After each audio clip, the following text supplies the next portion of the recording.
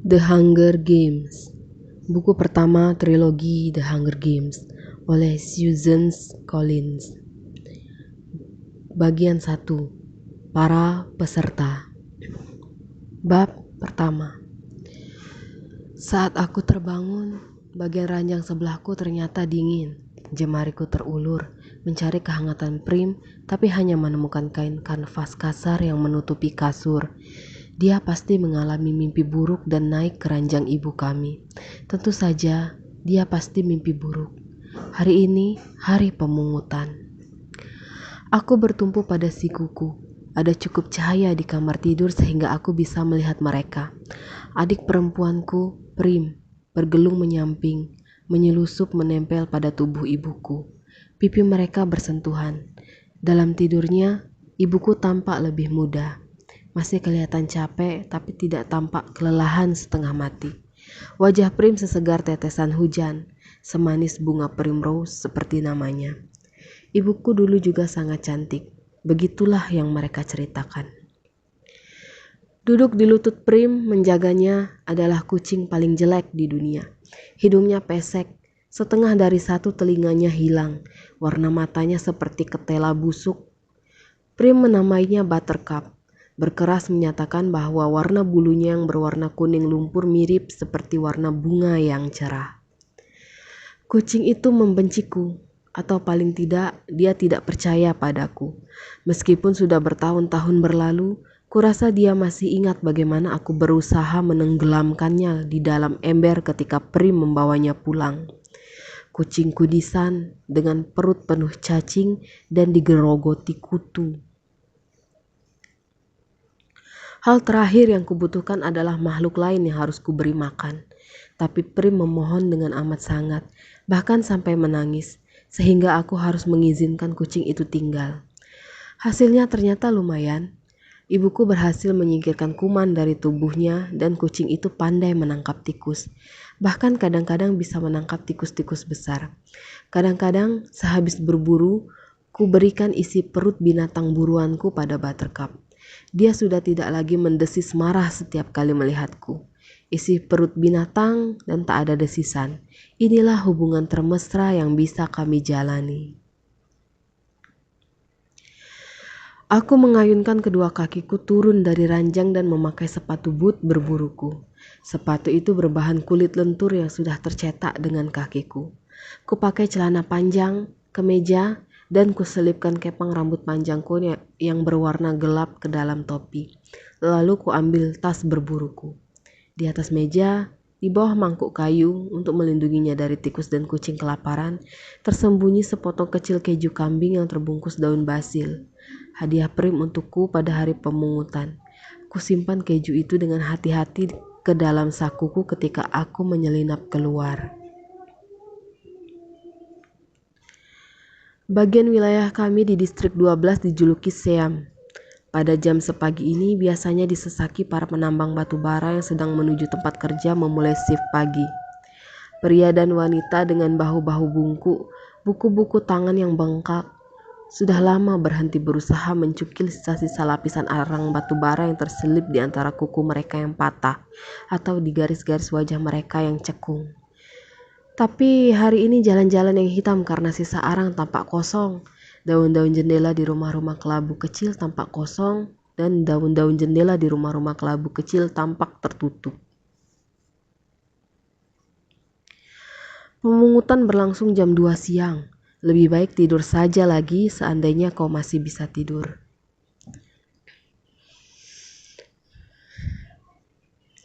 Rumah kami nyaris berada di ujung Siam. Aku hanya perlu melewati beberapa pagar untuk tiba di lapangan tak terurus yang disebut padang rumput. Memisahkan padang rumput dari hutan dan yang melingkungi seluruh distrik 12 adalah rangkaian pagar besi tinggi dan puncaknya dipasangi kawat berduri. Secara teori, seharusnya pagar itu dialiri arus listrik selama 24 jam sehari untuk menghalau binatang-binatang pemangsa yang hidup di hutan. Kawanan anjing liar, macan kumbang yang berburu sendirian dan beruang yang dulu mengancam jalanan-jalanan kota kami. Tapi semenjak kami bisa dibilang cukup beruntung jika mendapat listrik selama 2 atau 3 jam pada malam hari, pagar ini biasanya jadi aman untuk dipegang. Meskipun begitu, aku selalu menunggu sejenak seraya mendengarkan apakah ada dengungan yang berarti pagar ini dialiri listrik. Sekarang, pagar ini setenang batu. Kukempiskan perutku dan kusorongkan tubuhku ke bawah bagian pagar yang longgar sekitar setengah meter. Celah itu sudah ada selama bertahun-tahun, namun tertutup di bawah sesemakan. Masih ada beberapa bagian longgar di pagar ini. Tapi celah yang satu ini paling dekat dengan rumah sehingga aku hampir selalu masuk ke hutan lewat bagian ini. Ketika aku berada di antara pepohonan, aku langsung mengambil busur dan anak-anak panah dari batang kayu berongga. Entah dialiri listrik atau tidak, pagar itu berhasil menjaga binatang pemakan daging agar tetap berada di luar distrik 12. Di dalam hutan mereka berkeliaran bebas dan masih ada pula tambahan kekhawatiran lain seperti ular-ular berbisa, anjing-anjing gila, dan tak ada jejak yang bisa diikuti. Tapi ada juga makanan jika kau tahu bagaimana cara menemukannya. Ayahku tahu dan dia mengajariku sebagian caranya sebelum dia meledak berkeping-keping dalam ledakan tambang. Bahkan jasadnya nyaris tak tersisa untuk bisa dikuburkan. Umurku 11 waktu itu. 5 tahun kemudian, aku masih terbangun sambil berteriak pada ayahku agar lari dari tambang. Walaupun melanggar batas dan memasuki hutan dianggap perbuatan ilegal dan berburu tanpa izin bisa dihukum berat, tapi banyak orang berani mengambil resiko itu jika mereka memiliki senjata. Tapi kebanyakan orang tidak punya cukup nyali untuk keluar hanya bermodalkan pisau. Panahku adalah benda langka, dibuat oleh ayahku bersama sejumlah benda lain yang kusembunyikan dengan baik di hutan. Kubungkus dengan hati-hati dengan pembungkus tahan air. Ayahku bisa mendapat uang banyak jika dia mau menjualnya. Tapi jika pihak yang berwenang mengetahuinya, dia bisa dieksekusi di depan umum karena menghasut pemberontakan. Sebagian besar penjaga perdamaian menutup mata pada segelintir kami yang berburu karena mereka juga lapar daging sama seperti semua orang. Sesungguhnya mereka pelanggan-pelanggan terbaik. Tapi gagasan bahwa ada orang yang mungkin saja bisa mempersenjatai Siam selamanya tak akan pernah diperbolehkan. Pada musim gugur, beberapa orang yang memiliki jiwa pemberani menyelinap ke hutan untuk memanen apel, tapi masih dalam jarak pandang bisa melihat padang rumput, selalu cukup dekat untuk bisa berlari melesat dalam lindungan keamanan distrik 12 jika timbul masalah. Distrik 12, di sana kau bisa mati kelaparan dalam keadaan aman, gumamku. Kemudian aku menoleh cepat ke belakang. Bahkan di sini, di tengah antah berantah, kau merasa khawatir ada orang yang bisa mendengarmu. Ketika umurku masih muda, aku membuat ibuku benar-benar ketakutan dengan kata-kata yang kuocehkan tentang distrik 12, tentang orang-orang yang menguasai kami, Panem, dari kota nun jauh di sana bernama Capitol. Pada akhirnya, aku paham bahwa ocehan semacam itu hanya akan membuat kami semakin dalam tertimpa masalah. Jadi aku menggigit lidahku lalu menampilkan wajah cuek dan tak pedulian sehingga tak seorang pun bisa mendengar pikiranku. Melakukan pekerjaanku dengan tenang di sekolah, hanya bicara basa-basi sedikit demi kesopanan di pasar umum, mendiskusikan sedikit lebih banyak tentang hal di luar perdagangan di Hob, yaitu pasar gelap tempatku banyak menghasilkan uang. Bahkan di rumah, di tempat yang tidak terlalu menyenangkan buatku, aku menghindari obrolan tentang topik-topik yang rumit seperti pemungutan atau kekurangan makanan atau Hunger Games. Prim mungkin saja mengulangi kata-kata yang kuucapkan dan bagaimana Prim mungkin saja mengulangi kata-kata yang kuucapkan dan bagaimana nasib kami jika itu terjadi.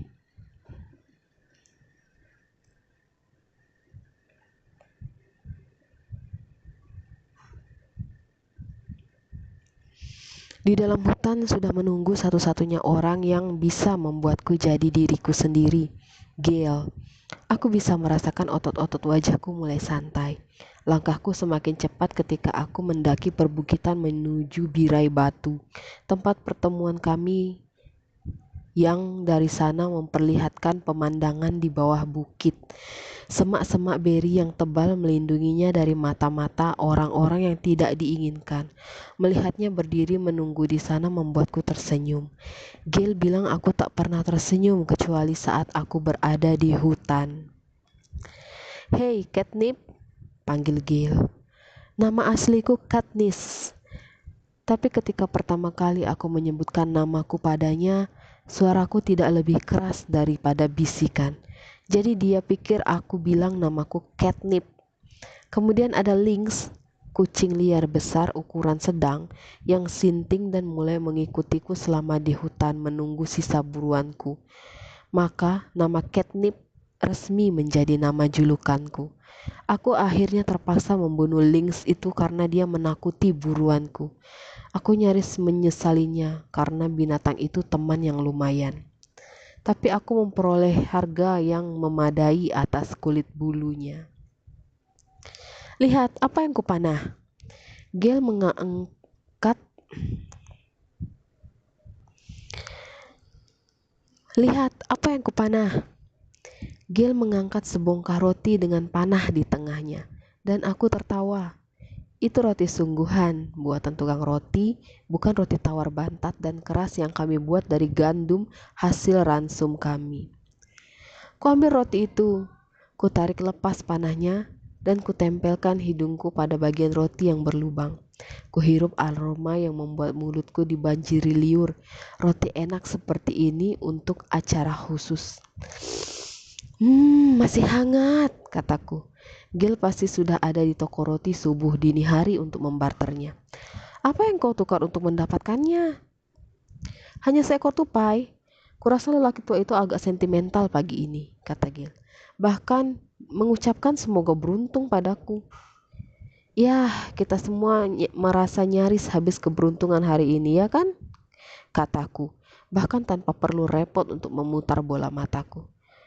Prim menyisakan keju untuk kita. Aku mengeluarkan kejuku. Wajah Gail langsung cerah melihat hadiah dari Prim. Terima kasih Prim, kita akan pesta sungguhan. Mendadak aksen Gail berubah menjadi aksen ala Capitol ketika dia meniru Evie Trinket, wanita heboh penuh semangat yang datang setahun sekali untuk membacakan nama-nama saat pemungutan. Aku hampir lupa. Selamat Hunger Games. Gail memetik beberapa buah blackberry dari semak-semak di sekitar kami. Dan semoga keberuntungan. Dia melempar sebutir beri ke dalam lemparan melengkung yang sangat tinggi ke arahku. Kutangkap buah itu dengan mulutku dan kuremukkan kulit buah yang tipis itu dengan gigiku. Rasa pahit manis yang tajam meledak di lidahku. Selalu berpihak padamu. Kuselesaikan kalimatnya dengan semangat yang sama. Kami harus bisa bercanda tentang hal ini, karena pilihan lain selain bercanda adalah merasa ketakutan setengah mati. Selain itu, aksen Capitol sangat penuh kepura-puraan, sehingga nyaris setiap kata yang diucapkan terdengar lucu. Aku memperhatikan Gail mengeluarkan pisaunya dan memotong roti. Dia bisa saja menjadi kakak lelakiku. Rambutnya hitam lurus dengan kulit putih kuning pucat. Kami bahkan sama-sama memiliki warna mata kelabu. Tapi kami bukan bersaudara. Paling tidak bukan bertalian darah.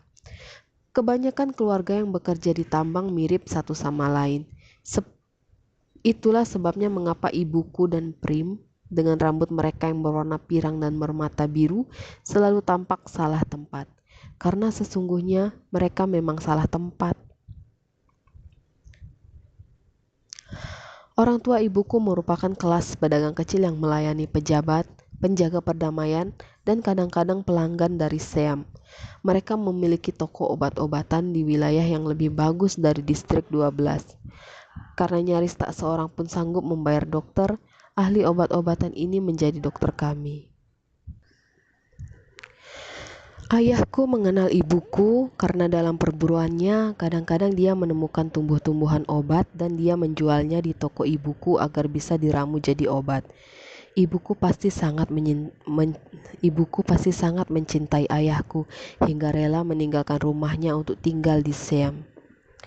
Aku berusaha mengingat semua itu ketika aku hanya bisa melihat wanita yang duduk diam, kosong dan tak terjangkau, sementara anak-anaknya kelaparan hingga tinggal tulang berbalut kulit.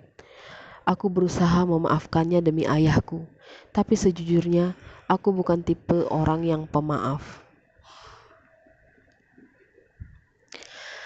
Gail mengoleskan keju kambing yang halus di atas potongan-potongan roti.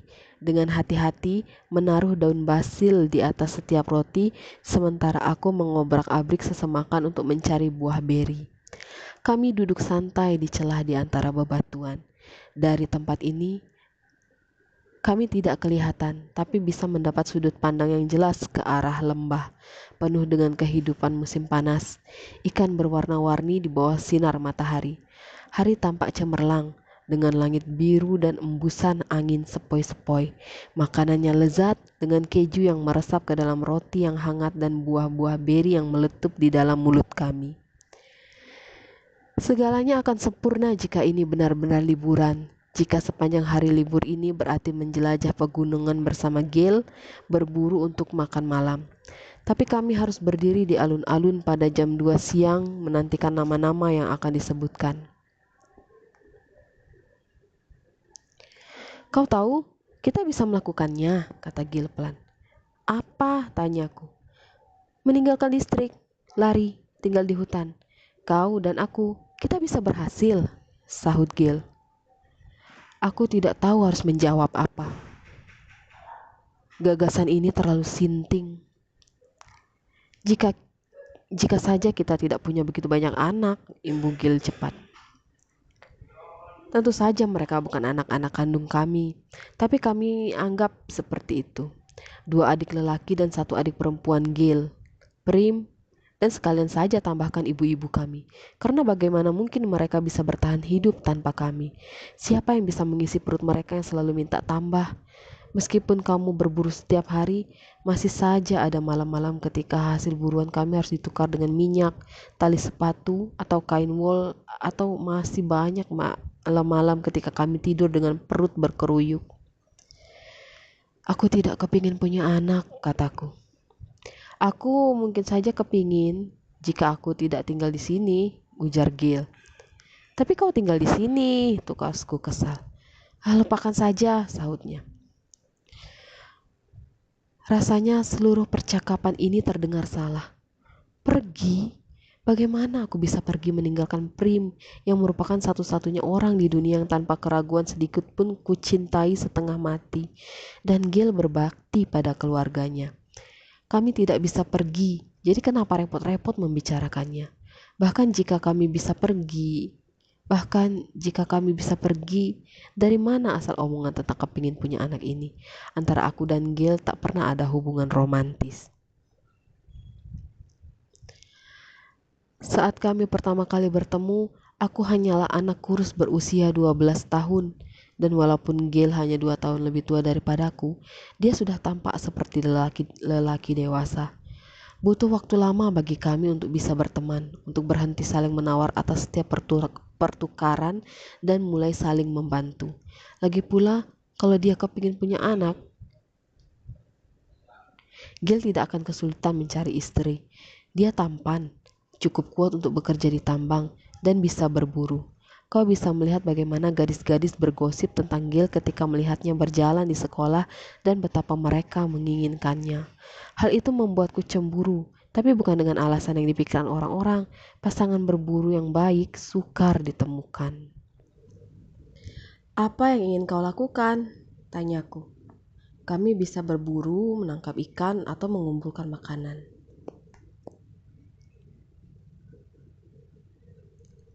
Ayo kita menangkap ikan di danau. Kita tinggalkan galah kita dan mengumpulkan makanan di hutan. Mencari sesuatu yang enak untuk nanti malam, kata Gail. Malam ini, setelah hari pemungutan, semua orang seharusnya merayakan hari ini. Dan banyak orang yang memang melakukannya karena lega anak mereka lolos dari maut selama setahun lagi. Tapi Paling tidak ada 2 keluarga yang akan menutup daun jendela mereka, mengunci pintu, dan berusaha mencari tahu bagaimana mereka bisa melewati minggu-minggu menyakitkan yang akan datang.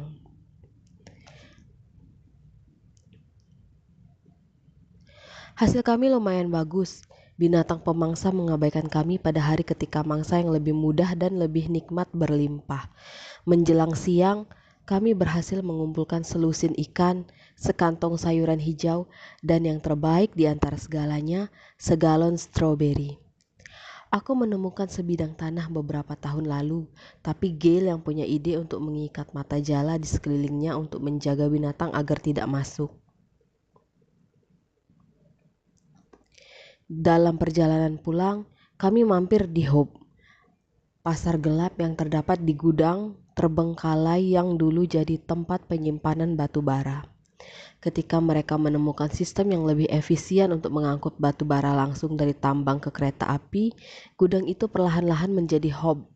Sebagian besar toko tutup pada hari pemungutan, tapi pasar gelap masihlah sibuk. Dengan mudah kami menukar 6 ekor ikan dengan roti lezat dan 2 ekor lainnya dengan garam. Grisise, wanita tua bertubuh kurus yang menyediakan sup panas dalam ceret besar dan menjualnya dalam mangkuk-mangkuk, mau menerima setengah sayuran hijau kami dan menukarnya dengan bongkahan-bongkahan lilin. Di tempat lain kami mungkin bisa melakukan pertukaran dengan lebih baik, tapi kami berusaha untuk menjaga hubungan baik dengan Grisise. Dia satu-satunya orang yang bisa diharapkan untuk membeli anjing liar. Kami tidak melukainya dengan sengaja, tapi kalau kau diserang dan kau membunuh 1 atau 2 ekor anjing, daging tetaplah daging. Kalau sudah di dalam sup, aku menamainya daging sapi, kata Grisise sambil mengedipkan mata. Tak ada seorang pun di Sam yang jijik makan daging paha anjing liar, tetapi para penjaga perdamaian yang datang ke Hob punya uang lebih untuk memilih makanan lain. Ketika urusan kami di pasar telah selesai, kami berjalan menuju pintu belakang rumah wali kota untuk menjual setengah buah stroberi kami, karena kami tahu dia menggemarinya dan sanggup membayar harga yang kami minta. Putri wali kota, Madge, membuka pintu untuk kami. Dia berada di angkatan yang sama denganku di sekolah. Dengan menjadi putri wali kota, orang-orang pasti mengira dia bakalan sombong, tapi dia ternyata menyenangkan. Dia penyendiri dan tidak suka ikut campur urusan orang, seperti aku. Karena tak satu pun dari kami benar-benar memiliki kelompok teman, tampaknya kami jadi sering bersama-sama di sekolah. Makan siang, duduk berdampingan di ruang pertemuan, berpasangan untuk kegiatan olahraga. Kami jarang bicara dan itu cocok buat kami. Hari ini seragam sekolahnya yang membosankan sudah diganti dengan gaun putih mahal dan rambut pirangnya digelung ke atas dengan pita pink, pakaian hari pemungutan. Gaun yang cantik, kata Gail. Madge melotot memandangnya, berusaha mencari tahu apakah pujian tadi tulus atau Gail hanya menyindir. Gaun itu memang cantik, tapi dia tak akan memakainya pada hari biasa. Madge mengatupkan kedua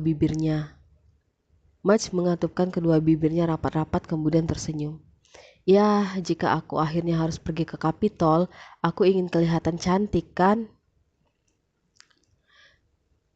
Sekarang giliran Gail yang kebingungan. Apakah Madge serius dengan perkataannya atau Madge hanya menggodanya? Kurasa gadis itu hanya mengejek. Kau tak akan pergi ke Capitol, kata Gail tenang. Matanya tertuju pada pin bundar kecil yang menghiasi gaun Madge. Emas sungguhan, perhiasan yang terukir indah. Benda itu bisa membeli roti untuk sebuah keluarga selama berbulan-bulan. Kau memasukkan berapa nama? 5. Aku memasukkan 6 nama saat umurku baru 12. Itu bukan salahnya, kataku. Iya, itu bukan salah siapapun karena memang aturannya begitu, tukas Gail. Wajah Madge tampak gusar. Dia menaruh uang untuk membayar stroberi ke tanganku. Semoga beruntung, Katniss. Kau juga, kataku, lalu menutup pintu.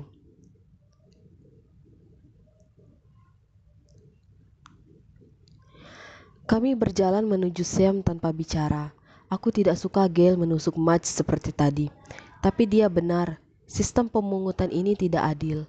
Karena orang miskin mendapat kemungkinan terburuk dari pemungutan ini. Namamu disertakan dalam pemilihan pada saat kau berulang tahun ke-12. Pada tahun itu, namamu dimasukkan 1 kali. Pada umur 13, namamu dimasukkan 2 kali. Dan begitu seterusnya sampai umurmu 18. Tahun terakhir kau bisa ikut pemungutan saat namamu 7 kali masuk ke undian. Itulah yang terjadi pada semua warga di 12 distrik dalam seantero negara Panem. Tapi ada udang di balik batu. Misalkan kau miskin dan kelaparan seperti kami, kau bisa memasukkan namamu lebih banyak untuk ditukar dengan tesera. Setiap tesera bisa ditukar dengan persediaan setahun gandum dan minyak untuk 1 orang. Kau juga bisa melakukan ini untuk anggota keluargamu yang lain. Jadi, pada saat usia 12 tahun, namaku dimasukkan 4 kali. 1 karena memang diharuskan, dan 3 nama lagi untuk tesera, untuk gandum dan minyak bagiku, Prim dan ibuku. Sesungguhnya setiap tahun aku harus melakukan hal ini, dan setiap tahun nama yang dimasukkan bersifat kumulatif. Jadi kali ini, pada usia 16 tahun, namaku dimasukkan 20 kali dalam pemungutan. Gail yang berusia 18 dan membantu atau bisa dibilang seorang diri menafkahi keluarganya yang terdiri atas 5 orang selama 7 tahun, dan tahun ini dia akan memasukkan namanya 42 kali.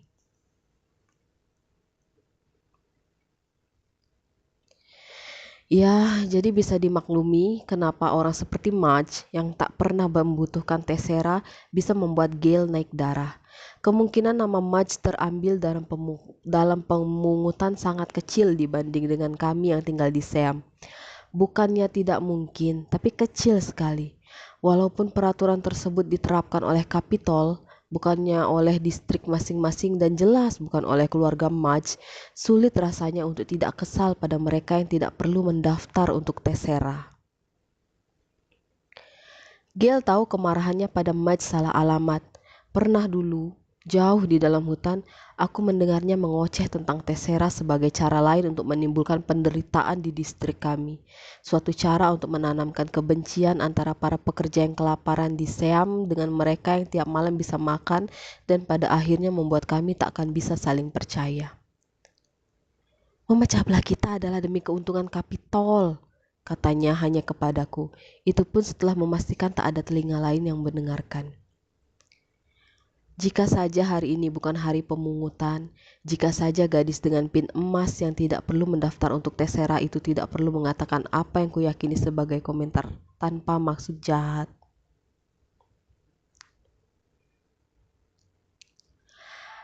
Saat kami berjalan, aku menoleh memandang wajah Gail yang tampak masih membara dengan kejengkelan di balik ekspresinya yang tegar. Kemarahannya tampak tak ada gunanya bagiku, meskipun aku tak pernah mengatakannya. Bukannya aku tak sependapat dengannya, aku setuju dengannya. Tapi apa gunanya berteriak tentang Kapitol di tengah hutan? Itu tak akan mengubah apapun. Itu juga tak membuat keadaan jadi adil. Itu tidak membuat perut kami kenyang. Nyatanya, teriakan itu membuat takut buruan kami. Tapi kubiarkan saja dia berteriak. Lebih baik dia berteriak di hutan daripada dia berteriak di distrik. Aku dan Gail membagi hasil buruan kami, sisa 2 ekor ikan, beberapa potong roti bagus, sayuran, 1/4 bagian stroberi, garam, parafin, dan sedikit uang yang kami bagi 2. Sampai bertemu di alun-alun, kataku. Pakai baju yang cantik, saut Gail datar. Di rumah, aku melihat ibuku dan adikku sudah siap berangkat. Ibuku mengenakan gaun indah bekas peninggalan masa ketika dia bekerja di toko obat. Prim mengenakan pakaian hari pemungutan yang pertama, rok dan blus berkerut-kerut. Pakaian itu agak terlalu besar untuknya, tapi ibuku membuatnya pas dengan peniti. Meski begitu, bagian belakang blus Prim masih tampak longgar. Seember air hangat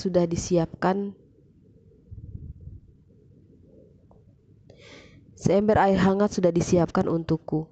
Aku menyeka debu dan keringat sehabis dari hutan, bahkan sempat mencuci rambut. Yang membuatku terkejut, ibuku sudah mengeluarkan salah satu gaun indahnya untukku. Gaun biru yang halus lengkap dengan sepatu yang serasi. Ibu yakin? Aku bertanya. Aku berusaha melewati keinginan untuk menolak tawaran bantuan dari ibuku. Sesaat, aku merasa sangat marah. Aku tidak membiarkan ibuku melakukan apapun untukku, dan gaun ini merupakan benda teristimewa. Pakaian-pakaian ibuku dari masa lalu sangat berharga untuknya. Tentu saja, ayo kita gelung rambutmu juga, kata ibuku. Kubiarkan ibuku mengeringkan rambutku dengan handuk, mengepangnya lalu menggelungnya ke atas. Aku nyaris tidak mengenali diriku sendiri saat memandang bayanganku di cermin retak yang disandarkan di dinding. Kau tampak cantik, ujar Prim dengan suara berbisik. Dan sama sekali tidak mirip dengan diriku, jawabku.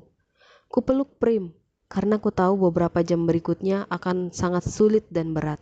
Hari pemungutan pertamanya. Dia bisa dibilang aman, karena namanya hanya dimasukkan satu kali. Aku tidak mengizinkannya menukar tesera, tapi Prim menguatirkanku dan membayangkan kejadian terburuk yang mungkin saja terjadi. Aku melindungi Prim dengan segala cara yang bisa kulakukan, tapi aku tak berdaya melawan pemungutan. Kemarahan yang selalu kurasakan saat Prim menderita membuncah dalam dadaku dan sebentar lagi akan tampak di wajahku. Kuperhatikan bahwa bagian belakang blusnya keluar dari roknya dan kutahan diriku agar tetap tenang. Masukkan ekormu, bebek kecil, kataku, seraya menurunkan blusnya ke dalam rok. Prim tergelak dan berkata pelan, "Kuek!" "Kuek sendiri sana," sautku sambil tertawa kecil. Jenis tawa yang hanya bisa dihasilkan Prim pada diriku. "Ayo kita makan," kataku, dan kucium puncak kepalanya dengan cepat. Ikan dan sayuran sudah direbus, tapi itu disimpan untuk makan malam. Kami memutuskan untuk menyimpan stroberi dan roti tukang roti untuk makanan malam nanti, supaya makan malam jadi istimewa. Kami meminum susu lady, kambing milik Prim, dan makan roti kasar yang dibuat dari gandum tesera, meskipun tak satu pun dari kami yang masih punya nafsu makan. Pada pukul 1, kami menuju alun-alun. Kehadiran kami di sini wajib hukumnya, kecuali kau dalam keadaan sekarat. Nanti malam, para petugas akan datang memeriksa apakah kau hadir atau tidak. Jika tidak, kau akan dipenjara. Sungguh sayang mereka mengadakan pemungutan di alun-alun 1 dan dari sedikit tempat di distrik 12 yang bisa jadi tempat menyenangkan. Alun-alun dikelilingi banyak toko dan pada hari pasar, terutama saat cuaca cerah, suasananya terasa seperti liburan. Tapi hari ini, walaupun banyak umbul-umbul cerah digantung di gedung-gedung, ada nuansa suram di udara. Kru-kru kamera yang nangkring di atap-atap seperti elang menambah efek suram yang ada. Orang-orang mendaftar dan masuk tanpa bicara. Hari pemungutan juga kesempatan yang baik bagi Kapitol untuk mengetahui jumlah penduduk. Pemuda-pemudi berusia 12 hingga 18 tahun digiring menuju area yang sudah dibatasi berdasarkan usia. Mereka yang paling tua berada di depan, sementara yang muda seperti Prim berbaris di belakang.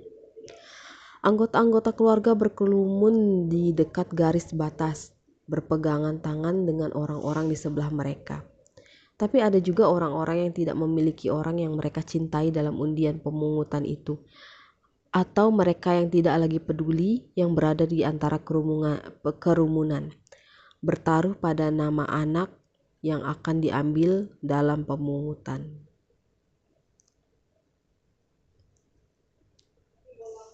Kemungkinan selalu lebih besar pada mereka yang usianya lebih tua, tidak peduli mereka warga Siam atau pedagang, apakah mereka luluh dan menangis. Banyak orang yang menolak berurusan dengan pemeras, tapi mereka juga harus hati-hati dan waspada. Orang-orang ini biasanya juga informan, dan siapa yang tak pernah melanggar hukum tinggal di tempat ini. Aku bisa ditebak setiap hari karena berburu, tapi nafsu makan mereka berusaha melindungiku. Tidak semua orang bisa mendapat perlakuan yang sama. Aku dan Gil sependapat bahwa jika kami harus memilih antara mati kelaparan dan mati karena peluru di kepala, peluru akan jadi kematian yang jauh lebih cepat. Tempat ini jadi seolah makin sempit karena semakin banyak orang yang datang dan membuatnya sesak. Alun-alun ini lumayan luas, tapi tidak cukup menampung sekitar 8.000-an warga distrik 12. Orang-orang yang datang belakangan diarahkan menuju jalan-jalan di dekat alun-alun. Di sana mereka bisa menonton peristiwa yang berlangsung di layar-layar televisi karena acara ini disiarkan secara langsung oleh negara. Aku berdiri di antara gerombolan remaja berusia 16 tahun dari Siam. Kami saling mengangguk cepat lalu memusatkan perhatian kami pada panggung non-permanen yang dibangun di depan gedung pengadilan. Di sana ada 3 kursi, podium, dan bola kaca ukuran besar. 1 bola untuk nama anak laki-laki dan 1 lagi untuk anak perempuan. Kuperhatikan baik-baik kertas-kertas nama dalam bola anak perempuan. 20 di antaranya bertuliskan nama Katniss Everdeen dengan tulisan tangan yang indah. 2 dari 3 kursi itu diisi oleh ayah Mudge, wali kota Undersea yang bertumbuh jangkung dan mulai botak, dan Evie Trinket, pengiring dari distrik 12. Dikirim langsung oleh Kapitol lengkap dengan seringainya yang putih menakutkan, rambut berwarna merah jambu, dan pakaian berwarna hijau cerah. Mereka bergumam pada satu sama lain, kemudian memandang kursi kosong yang tersisa dengan pandangan cemas. Ketika jam kota menunjukkan tepat pukul 2, sang wali kota melangkah ke podium dan mulai membaca. Kisah yang sama setiap tahunnya. Dia menceritakan sejarah Panem, negara yang muncul dari sisa-sisa tempat yang dulunya bernama Amerika Utara. Dia mengurutkan daftar malapetaka, kekeringan, badai, kebakaran, perang brutal demi memperebutkan sedikit makanan yang tersisa. Hasilnya adalah Panem, Kapitol yang bersinar dikelilingi 13 distrik yang membawa perdamaian dan kemakmuran pada warga negaranya. Kemudian tibalah masa kegelapan. Gejolak kebangkitan perlawanan distrik terhadap Kapitol. 12 distrik dikalahkan dan distrik ke-13 dimusnahkan. Perjanjian pengkhianatan memberi kami undang-undang baru untuk menjamin perdamaian. Dan sebagai pengingat setiap tahunnya agar masa kegelapan itu tak terulang lagi, Kapitol memberi kami Hunger Games. Peraturan Hunger Games sebenarnya sederhana. Sebagai hukuman atas perlawanan kami, masing-masing distrik harus menyediakan 1 anak lelaki dan 1 anak perempuan yang dinamakan sebagai para peserta untuk berpartisipasi. 24 peserta akan dipersenjatai di arena luar yang luas yang berupa padang pasir tandus yang panas menyengat hingga tanah pembuangan yang dingin membeku. Selama beberapa minggu, mereka harus bersaing dalam pertarungan sampai mati. Peserta terakhir yang masih hidup adalah pemenangnya. Mengambil anak-anak dari distrik kami, memaksa mereka untuk saling membunuh sementara kami menontonnya. Ini adalah cara Kapitol untuk mengingatkan kami betapa sesungguhnya kami berada di bawah belas kasihan mereka. Betapa kecil kemungkinan kami bisa selamat jika timbul pemberontakan lain. Apapun kata-kata yang mereka gunakan, pesan yang mereka sampaikan sangat jelas. Lihat bagaimana kami mengambil anak-anakmu dan mengorbankan mereka, dan tak ada yang bisa kau lakukan untuk menghalanginya. Kalau kau sampai berani mengangkat 1 jari saja, kami akan menghancurkan semuanya, sebagaimana yang kami lakukan di distrik 13. Untuk membuatnya lebih memalukan dan menyiksa, Kapitol memaksa kami memperlakukan Hunger Games seperti perayaan, peristiwa olahraga yang membuat 1 distrik berkompetisi dengan distrik lainnya. Peserta terakhir yang hidup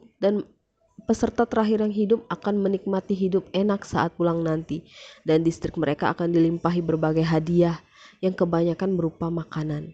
Sepanjang tahun, Kapitol akan menunjukkan bagaimana distrik yang jadi pemenang menerima hadiah gandum, minyak, bahkan makanan lezat seperti gula, sementara distrik-distrik lain harus berjuang agar tidak mati kelaparan.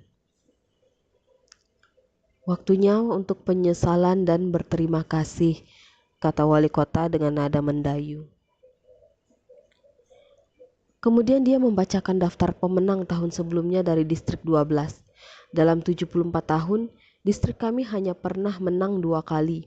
Hanya tinggal satu yang masih hidup, Hamish Abernathy, lelaki gendut setengah baya yang pada saat ini sedang mengoceh tidak jelas. Terhuyung-huyung naik ke panggung dan jatuh terduduk di kursi ketiga. Dia mabuk, teler berat. Kerumunan orang menyambutnya dengan tepuk tangan, tapi dia kebingungan dan berusaha memeluk Evie Trinket erat-erat, sementara wanita itu berusaha mengenyahkannya.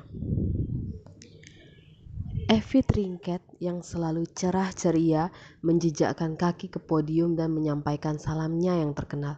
Selamat mengikuti Hunger Games. Semoga keberuntungan menyertaimu selalu.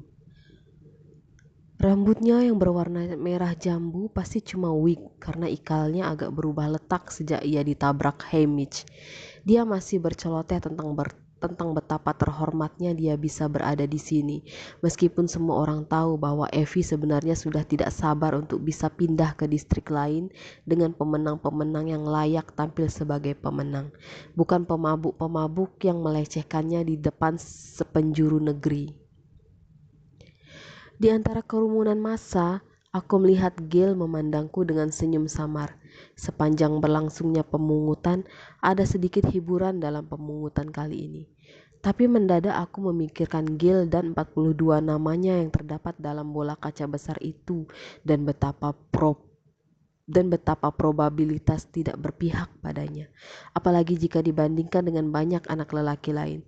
Mungkin dia juga memikirkan hal yang sama tentang diriku karena wajahnya berubah muram dan dia memalingkan wajah. Tapi masih ada ribuan kertas di sana. Aku berharap bisa membisikkan kata-kata itu di telinganya. Waktunya menarik undian. Evie Trinket mengucapkan kalimat yang selalu diucapkannya. Anak perempuan lebih dulu. Dan berjalan menuju bola kaca yang berisi nama anak perempuan. Dia mengulurkan tangan, mengaduk-aduk ke dalam bola kaca dan menarik selembar kertas. Kerumunan massa sama-sama menahan napas dan heningnya bisa membuat kau mendengar suara peniti yang jatuh. Dan aku merasa mual saat mati-matian berharap semoga bukan namaku. Bukan namaku, tolong bukan namaku. Evie Trinket kembali ke podium, meluruskan kertas itu dan membacakan nama yang tertera di sana dengan lantang. Dan memang bukan namaku, tapi Primrose Everdeen.